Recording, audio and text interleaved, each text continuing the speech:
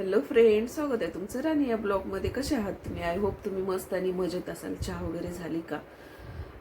मी आल्याबरोबर green tea घेतली, कारण पाऊस चालू आहे आणि पावसामध्ये म्हणजे मी थोडीशी नॉर्मली इथं येईपर्यंत थोडंसं गाडीतनं उतरून मी मध्ये इकडं येईपर्यंत थोडंसं भिजले आणि थंडी वाजत होती, म्हणून मी काय केलं, आल्याबरोबर ग्रीन टी बनवून घेतली आणि केस त्यासाठीच थोडेसे हे केले, बांधून न ठेवता खुले ठेवलेत, थोडेसे ओले झालेत नॉर्मली त्यामुळे. आणि इकडे पाऊस चालू आहे आणि काल पण खूप अतिशय प्रमाणात पाऊस झाला, पण पावसाबरोबर विजा होत होत्या. कालच्या ह्याच्यामध्ये खूप जास्ती प्रमाणामध्ये विजा होत होत्या. आणि काय झालं माहिती का, की तो पाऊस रात्री 8 पर्यंत पाऊस चालूच होता. लाईट गेलेली. मी ऑफिसमधून आले, थोडं लवकर आले होते, कारण सेलिब्रेशन करायला मुलगी येणार होती त्यामुळे. आणि म्हणून मी हे केलं, लवकर आले आणि काही उपयोग नाही झाला. धो धो मरणाचा पाऊस, वरतून लाईट गेली, आवरता येईना, काहीच नाही.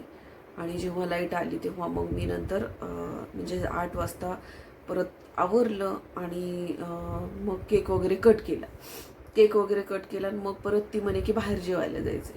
मग बाहेर जेवायला गेलो आणि रात्री बराच उशीर झाला, म्हणजे घरी यायला काहीतरी 12:30-1 वाजले होते. आणि त्याच्यानंतर परत मग ती तिच्या घरी गेली आणि आम्हाला त्यांनी इथं सोडलं. मग आम्ही दोघं जण मायलेकरं हे झालो, आलो, पटकन चेंज केलं आणि झोपलो. इतकं थकल्यासारखं झालं होतं.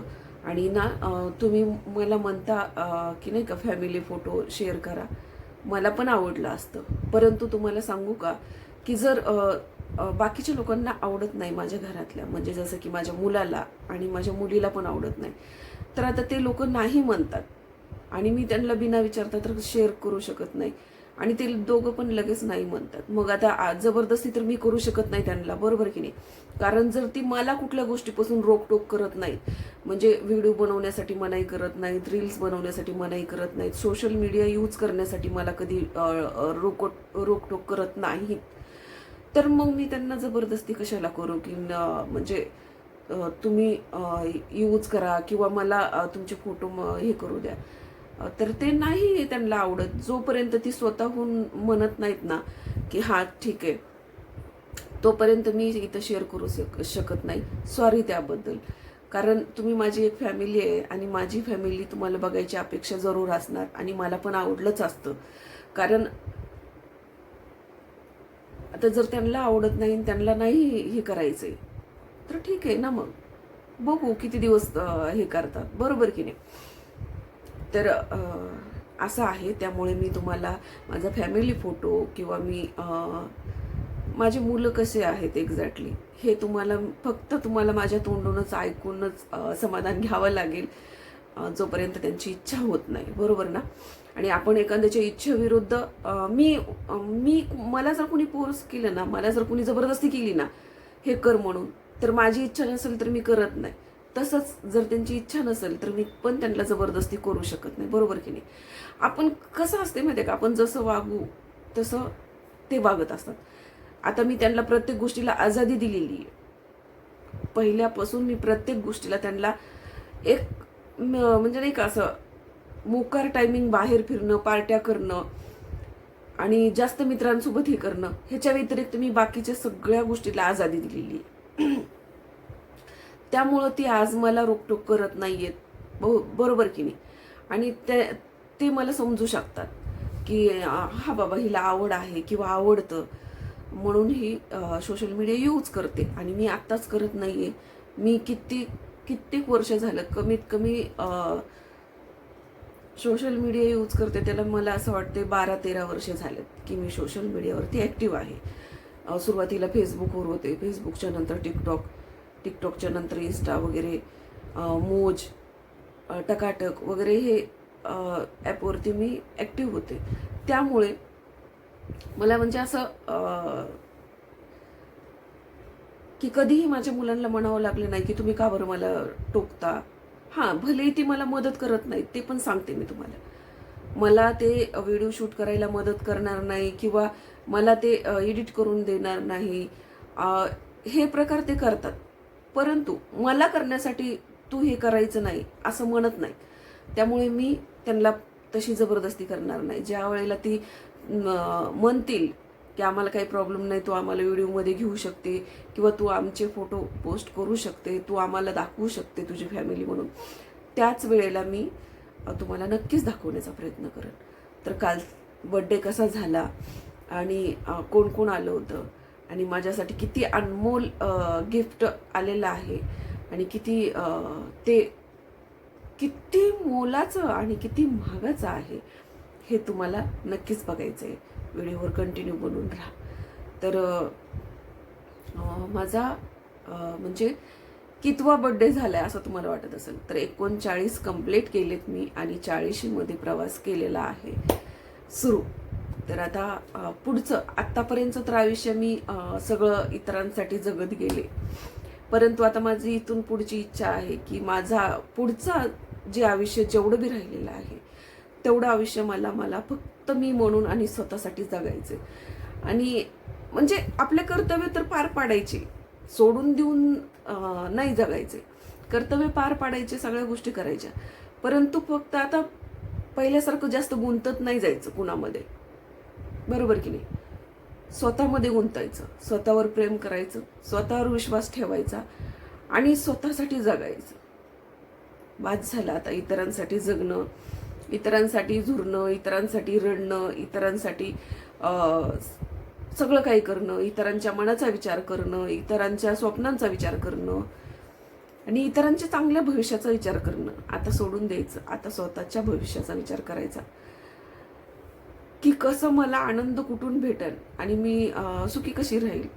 मला फक्त एवढंच बघायचं आहे आता. आणि मी टेन्शन फ्री कशी राहील हे पण मला बघायचं आहे. पण भोलेनाथ आणि स्वामी समर्थ तुम्ही ह्या दोघांनी मला साथ दिली पाहिजे की माझ्या टेन्शन नकोय रे देवा मला. आता टेन्शन फ्री लाईफ जगायची मला, जेवढी बी राहिली तेवढी. कारण टेन्शननी माझं खूप नुकसान झाले, टेन्शननी माझा खूप शरीरावरती परिणाम झालाय, टेन्शननी माझ्या खूप असा डोक्यावरती परिणाम झाल्यासारखा झालाय आणि टेन्शननी खूप माझ्या सगळ्या गोष्टी अशा हे झाल्यासारख्या झालेल्या. तर मला आता टेन्शन फ्री ठेवा एवढीच माझी इच्छा आहे. आणि आता मी बोलते पुढे की बर्थडे कसा झाला. तर बर्थडे प्रत्येक वर्षी होतो तसाच झाला. कारण ऑफिसमध्ये पण 3 ते 4 केक कापले गेले. त्याच्यानंतर परत घरी मुलांना आणला होता आणि नंतर त्याच ह्याने आवाज बसलाय बघा, थोडासा आवाज हे झालाय माझा. त्याच्यानंतर तुम्हाला सांगते पण केक आणला. एवढे केक झाले होते, म्हणजे कंटाळा आला होता केक कट करून पण. आणि म्हणजे आता सगळ्यांचा मान ठेवायचा, सगळे जबरदस्तीनं तोंडासमोर घेऊन येतात तर ते खावंच लागतो. असं काही समाज काल खूप जास्ती प्रमाणात हे झालं. त्यामुळे थोडंसं मला घशाला प्रॉब्लेम होते. कारण तुम्हाला माहिती आहे क्रीम असते आणि ती क्रीम खूप ही असते, मला नाही आवडत ते क्रीम वगैरे. परंतु आता समोरचे व्यक्ती भरवत असतील केक तर आपण त्यांना म्हणू शकतो का की क्रीम बाजूला काढा मग मला केक भरवा, बरोबर की नाही. तर असंच काहीसं झालेलं, त्यामुळे थोडासा आवाजाला प्रॉब्लेम झालेला आहे. तर बड्डे जसा प्रत्येक वर्षी होतो तसाच झालेला आहे. घरी मला सेलिब्रेशन करायचं नव्हतं कारण थोडं दुःखाचं कारण पण होतं त्याच्यामध्ये. कारण मुलगी आली असती तरी पण मी तिला नकारच दिला असता, कारण तिला माहिती आहे. परंतु तिचे मिस्टर तिच्यासोबत आल्यामुळे मला नकार देता आला नाही आणि मला केक कट करावा लागला किंवा मला घरी सेलिब्रेशन करावं लागलं. नाही तर मला घरी सेलिब्रेशन करायचं नव्हतं. आता ऑफिसमध्ये तर तुम्हाला माहिती आहे तिथं मजबुरी असते, करावंच लागतं. आणि ऑलरेडी प्रत्येक वर्षी तिथं सगळ्यांचाच ऑफिसमध्ये सेलिब्रेशन केलं जातं, त्यामुळे तिथं पर्याय नसतो. परंतु मला घरी, आणि दुःखाचं कारण तुम्हाला असं वाटत असेल का आता हिला परत काही दुःख. तर दुःख म्हणजे मी तुम्हाला सांगितलं ना, कोरोनामध्ये जो माझा फ्रेंड गेला त्याचा बड्डे 3 तारखेला असतो आणि माझा बड्डे 4 तारखेला असतो. तर म्हणजे कसं की तो त्याचा बड्डे असं म्हणजे त्यांना असं ठरवलं होतं की एक टायमिंगला 3 तारखेला बड्डे करायचा, म्हणजे दोघांचा एकत्रच करायचा, आणि एक वर्ष माझ्या बड्डेच्या दिवशी पण त्याचा बड्डे करायचा आणि केक कापायचा असं. तर आम्ही असं करायचो फॅमिली एकत्र येऊन. आणि आज 3 ते 4 वर्ष होत आले की मी एकटी सेलिब्रेशन करते, बरोबर की नाही. आणि काल पण माझ्या डोळ्यात पाणी आलेलं आहे. मला आज नाही करायचंय, इथं नाही हे करायचंय. तर आम्ही असं ठरवलेलं होतं. मी 4 वर्षापासून म्हणजे 3 वर्षापासून तर कमीत कमी मी एकटी केक कापत आहे आणि सेलिब्रेशन सोबत नाहीये. तो माणूस पण ह्या जगात नाहीये, बरोबर. आणि कसं व्हायचं माहितीये का, तो पण अनाथ, म्हणजे आई गेली आणि वडिलांनी परत दुसरे लग्न केलं होतं. आणि मी पण तसंच ना, माझं पण काय, मी पण अनाथ. म्हणून कसं आम्हाला दोघांना एकमेकाला माणसांची किंमत काय असते ही माहिती होती. आणि माणूस म्हणजे काय असतो, आणि मानला तर आपला माणूस आपलाच असतो असं. म्हणून ना आम्ही दोघंजण हे झालो होतो. तर तो त्याच्या फॅमिलीला घेऊन ज्या वेळेला माझ्या ह्याच्या बड्डे असेल ना, त्यावेळेला तो फॅमिलीला घेऊन यायचा आणि एकत्र आम्ही केक कापायचो. एकाच टेबलवरती 2 केक किंवा एकच केक सुद्धा आम्ही बरेचदा कापलेला आहे. तर मग असं व्हायचं. किंवा मग त्याचा बड्डे, ज्या वेळेला त्याचा बड्डे आहे त्यावेळेला मी माझी फॅमिली घेऊन तिथं जायची, म्हणजे माझी मुलं घेऊन मी तिथं जायचे आणि आम्ही तिथं ट्विन्स कसे असतात आणि एकाच टायमिंगला ते केक कापतात, तसा पद्धतीनं आम्ही करायचो. कारण कसं व्हायचं माहिती का, आदल्या दिवशी त्याचं 3 तारखेला बड्डे असायचा, तर मी तिकडं जाऊ शकत नाही आणि परत लगेच रिटर्न येऊ शकत नाही. आणि त्याला पण म्हणजे नाही का, त्याचं तिथलं सेलिब्रेशन करायचं आणि परत लगेच 4 तारखेला माझ्याकडे यायचं, ते व्हायचं नाही. म्हणून असं ठरवलं होतं की एक वेळेला माझ्या बड्डेच्या दिवशी त्याचा बड्डे सेलिब्रेशन करायचं, एक वर्षाला त्याच्या बड्डेच्या वेळेला माझं बड्डे सेलिब्रेशन करायचं, असं दोघांचा एकत्रच करायचं. आम्ही असं सुरुवात केली होती. ती सुरुवात आम्ही केली होती आणि आम्ही कित्येक वर्ष ती परंपरा मोडली नाही. आणि आज सुद्धा मोडायची नव्हती, परंतु तो ह्या जगातनं गेल्यामुळं ती मोडावी लागली, बरोबर. तर त्यामुळे मला काल म्हणजे नाही का नव्हताही करायचा. आणि माझ्या मुलांना पण माहिती आहे की आम्ही म्हणजे असं एकही हे जात नाही की आठवण नाही आली किंवा तो माणूस एकाही सणाला इथं आला नव्हता असं व्हायचं नाही. आणि जर एखाद्या सणाला नाही यायला जमलं ना, तर ती फोनवरती का होणं पण स्वयंपाक बनवलाय का नाही यांच्यासाठी, मुलांसाठी असं बघणं, काळजी घेणं, असा प्रकार व्हायचं. तर त्यामुळे ना की मला प्रत्येक गोष्टीच्या वेळेला त्याची आठवण येते, कमी भासते, असा प्रकार होतो. तर मला काल घरी नव्हतं मला ते करायचं. आणि माझ्या मुलीला चांगल्या पद्धतीनं माहिती होतं की मम्मी रडणार. आणि तसंच झालं, मी रडत होते. परंतु काही गोष्टी अशा असतात की किती जरी रडलं तर तो वापस येणार नाही, बरोबर की नाही. तर मला काल हे दुःख होतं आणि मला ते एकत्र सेलिब्रेशन करायचं नव्हतं. म्हणजे मला काल सेलिब्रेशन घरी करायचं नव्हतं किंवा मला बाहेर कुठेही हॉटेलला वगैरे जायचं नव्हतं. परंतु मुलगी आणि तिचे मिस्टर आल्यामुळे मला केक पण कट करावा लागला आणि आम्हाला बाहेर पण जेवायला जावं लागलं. कारण कसं खुशी असते, आपण त्या दिवशी जन्माला आलो त्या दिवशीची खुशी असते. परंतु ज्या व्यक्तीसोबत मी एवढे वर्ष सेलिब्रेशन करत होते आणि तो व्यक्ती नाही म्हटल्यानंतर दुःख तर होणारच आहे, बरोबर की नाही. मी तुम्हाला आत्ता पण सांगितले की रक्ताच्या नात्यापेक्षा मला परक्या नात्याने जास्त जीव लावलाय आणि परक्या नात्याने मला माझ्याशी नातं जोडून निभावलेत आणि खरोखर निभावलेत. आणि आता ते कर्तव्य माझं आहे की माझ्या श्वास असेपर्यंत, शेवटच्या क्षणापर्यंत मी त्या माणसांना विसरणार नाही, बिलकुल नाही. तर असंच कालचं सेलिब्रेशन झालेलं आहे. आणि राहिला प्रश्न तर म्हणजे काल आणखीन खूप जास्ती हे झालं मला कारण की त्याच्या बायकोचा फोन आला मला विश करण्यासाठी बरं का. तिने मला फोन केला. फोन केल्याच्या नंतर माझ्याकडे नंबर सेव्ह असल्यामुळे मला तिला असं कोण आहे काय विचारायची गरज नाही पडली. मग मी उचलल्याच्या नंतर ती म्हणे, ताई तुम्हाला वाढदिवसाच्या शुभेच्छा. म्हटलं हो तू. मग आता थँक्यू वगैरे म्हणलं तिला. आणि परत नंतर तिला म्हटलं काल केक वगैरे कट केला का. आणि मग ती रडायला लागली नाही का. रडायला लागल्याच्या नंतर आता मी तर किती हळवी आहे, मला पण रडायला आलं. मग तिनं परत नंतर तिच्याशी मी सगळं व्यवस्थित बोलले, कारण जास्ती बोलणं होत नाही आता माझं. कारण असं वाटतं की यार आपण काहीतरी विचारायचो हे करायचो आणि ते तिला टेन्शन यायचं. तर आपण कमी केलंय मी तिच्याशी, म्हणजे असं बोलणं की टेन्शन यायला नको नाही का. आपण नाव काढल्याच्या नंतर बघा माणूस टेन्शन, आणि कसं म्हणजे जवळ असलं तर आपण हात फिरवू शकतो, मिठी मारून समजवू शकतो, किंवा समोरासमोर तासभर गप्पा मारून आपण समजवू शकतो. फोनवरती आपण कसं समजवू शकणार आहे एखाद्याला, कसं त्याच्या डोळ्यातलं पाणी पुसू शकणार आहे, बरोबर की नाही. आणि त्याचं दुःख कसं कमी करू शकणार आहे आपण फोनवरती किती बी बोललं तरी. म्हणून मी तिला थोडंसं बोलणं कमी केले. तर मग तिचा स्वतःहून काल मला फोन आल्याच्या नंतर मी तिला बोलले वगैरे, विचारलं. अक्षरशः एवढी परिस्थिती ही करून ठेवली घरच्या लोकांनी तिची, तिला खूप जड जात आहे. मी तुम्हाला मागे पण सांगितलेलं आहे की तिच्या नवऱ्याचं तिच्यावरती एवढं प्रेम होतं, तो एवढ्या वेळेस तिचं नाव घ्यायचा.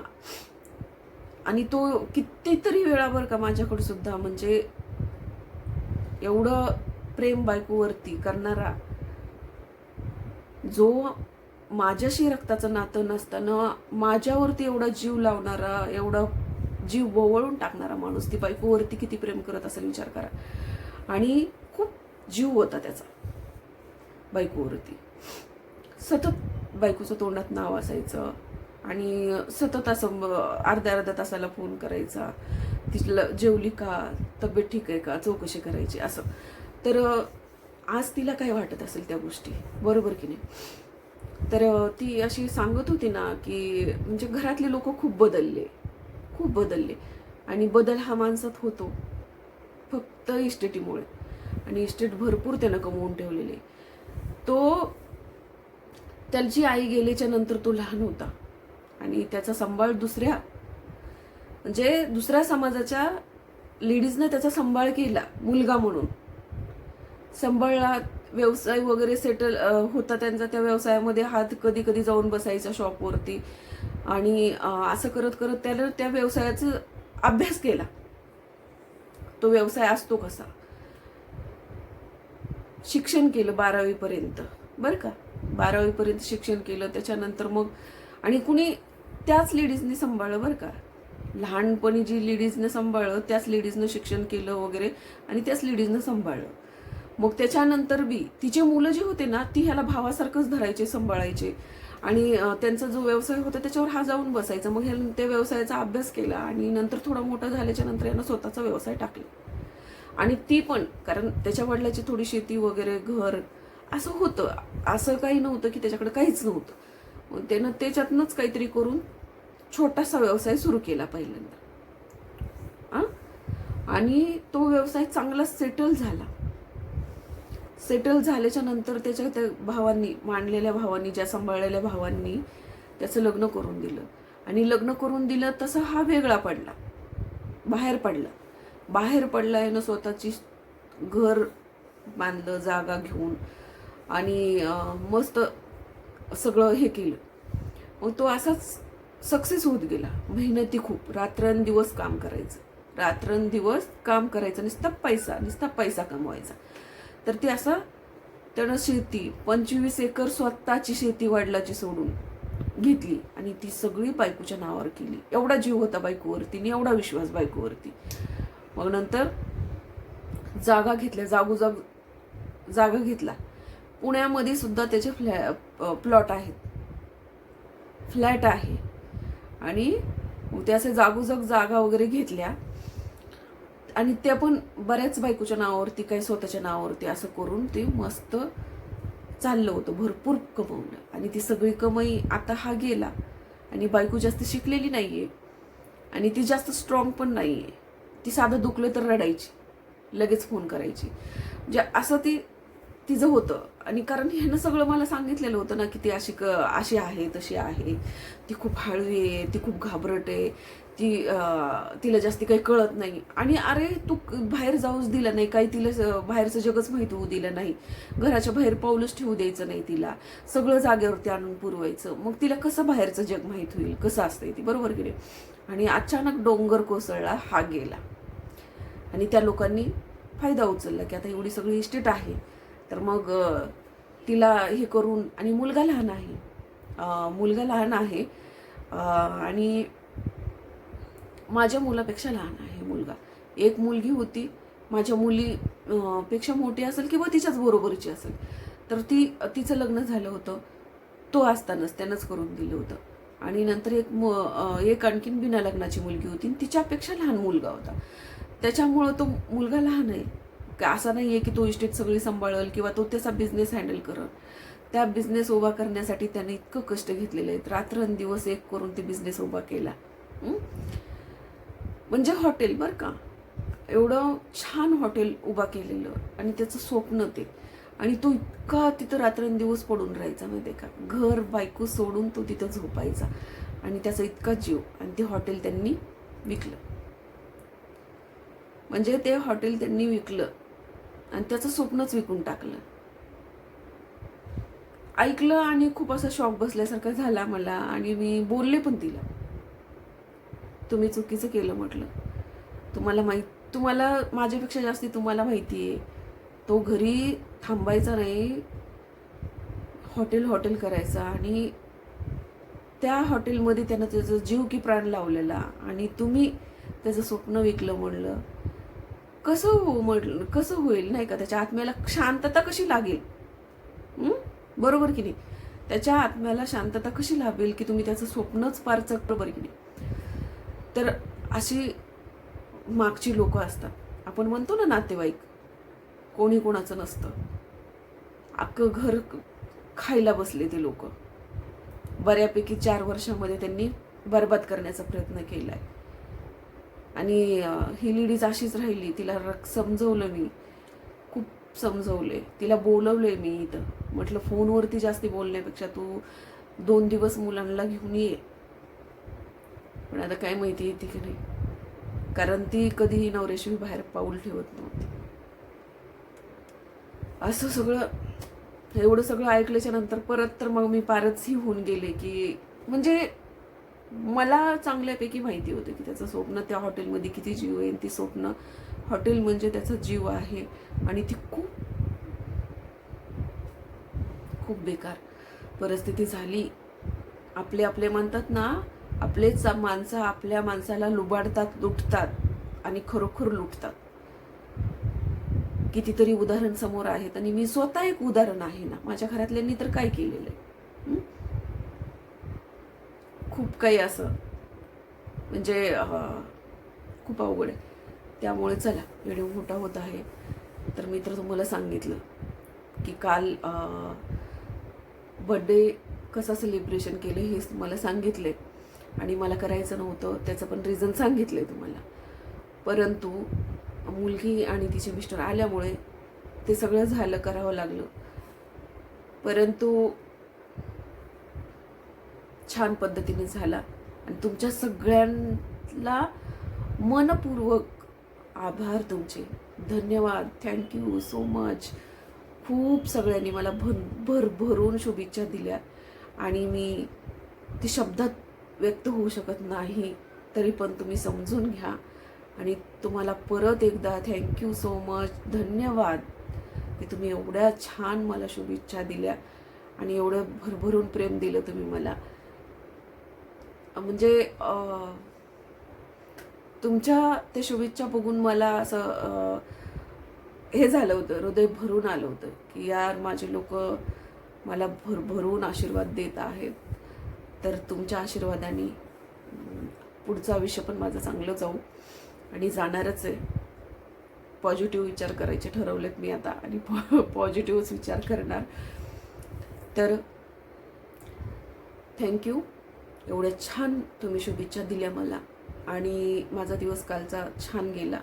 थोडा दुःखातही गेला, पण काही आपले जवळची माणसं असतात त्यांच्या आठवणीमध्ये पण काही माणसाला दुःख होत असतं, बरोबर की नाही. तर चला, व्हिडिओ आवडला असेल तर लाईक आणि सबस्क्राईब करायला विसरू नका. तर भेटूया पुढच्या ब्लॉगमध्ये. तोपर्यंत मस्त खा, स्वस्त राहा आणि आपली आपली काळजी घ्या. Bye bye.